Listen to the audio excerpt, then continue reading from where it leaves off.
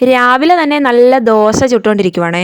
അതല്ലേലും ഇന്നലെ ഇഡ്ഡലി ആണെങ്കിൽ ഇന്ന് ദോശയാണല്ലോ. ദോശയല്ല, നല്ല റൗണ്ടിൽ ചുട്ടെടുക്കണം നമ്മ. മുറിച്ച് മുറിച്ച് വയറ്റിലേക്ക് പോകാനുള്ള ദോശയ്ക്കൊക്കെ എന്ത് റൗണ്ട് ഷേപ്പ്. ദോശ ചുട്ടുകൊണ്ടിരുന്നപ്പോഴാണ് ഇന്ന് what I eat in a day with day in my life video എടുക്കാന്ന് വിചാരിച്ചത്. എങ്കിൽ പിന്നെ തുടക്കം തന്നെ റിച്ച് ആയിക്കോട്ടെ എന്ന് കരുതി ചിക്കൻ കറി കൂട്ടി 2 ദോശ അങ്ങോട്ട് തട്ടി, കൂടെ പാലൊഴിച്ച ചായ. ഇന്ന് അമ്മ വീട്ടിലുള്ളതുകൊണ്ട് പ്രത്യേകിച്ച് ഒരു പണി ഇല്ലാത്തതുകൊണ്ട് വീടും പെരയെല്ലാം ഒന്ന് തുടച്ച് വൃത്തിയാക്കിയിടാന്ന് വിചാരിച്ചാൽ മാത്രം പോരല്ലോ, ചെയ്യുകൂടി വേണമല്ലോ. അതുകൊണ്ട് ഒന്നും നോക്കില്ല, ദേ ഇതുപോലെ കണ്ണു പൂട്ടി നല്ല സ്പീഡിൽ വീടും പെരയെല്ലാം നല്ല വൃത്തിക്ക് തുടച്ചിട്ടേ.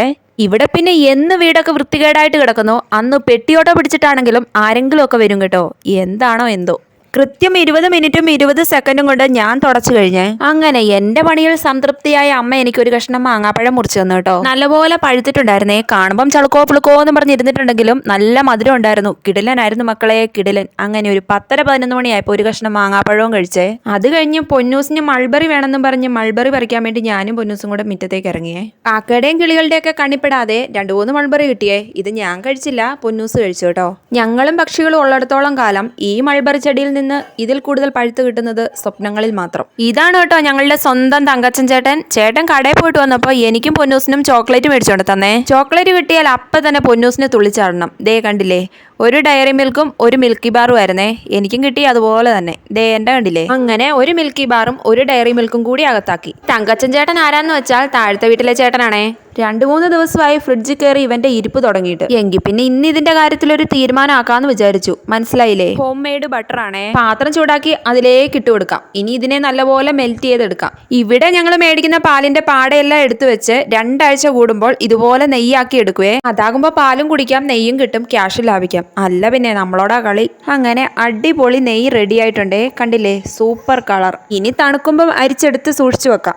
ഇനി ഇതിന്ന് കുറച്ച് നെയ്യെടുത്ത് കുറച്ച് ചെറിയുള്ളി ഇട്ട് വഴറ്റി കുറച്ച് ചോറും കൂടി ഇട്ട് കഴിക്കാൻ അടിപൊളിയാണേ.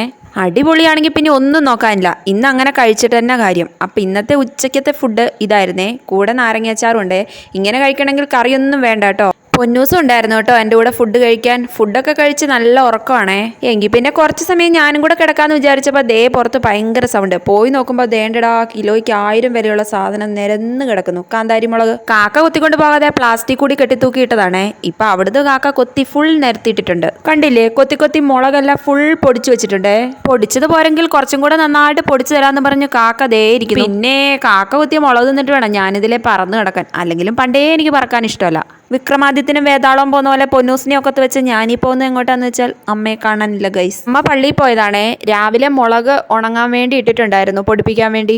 ഇനി അത് വാരി വെക്കാൻ വേണ്ടിയിട്ടാണ് ഞാനും പൊന്നൂസും കൂടി പോകുന്നത്. കാക്കയുടെ വക ഒരു പണി, അമ്മയുടെ വക മറ്റൊരു പണി. തീരുമ്പോ പണി തരാൻ ഞാനെന്താ കുപ്പിന്ന് വന്ന ഭൂതമാണെന്നാ തോന്നുന്നത്. വാട്ടയ്യേറ്റിന്റെ ഡേ ആയതുകൊണ്ട് ഒരു മുളക് തിന്നാലോ എന്നുണ്ടായിരുന്നു. പിന്നെ വേണ്ടെന്ന് വെച്ചു. വൈകുന്നേരം ആയപ്പോ പൊന്നൂസിനെയും കുളിപ്പിച്ചു, ഞാനും കുളിച്ചേ. കുളി കഴിഞ്ഞെല്ലാം കൂടെ വാരിക്കെട്ടി അലക്കാൻ പോവാണെന്ന് വിചാരിക്കരുതേ.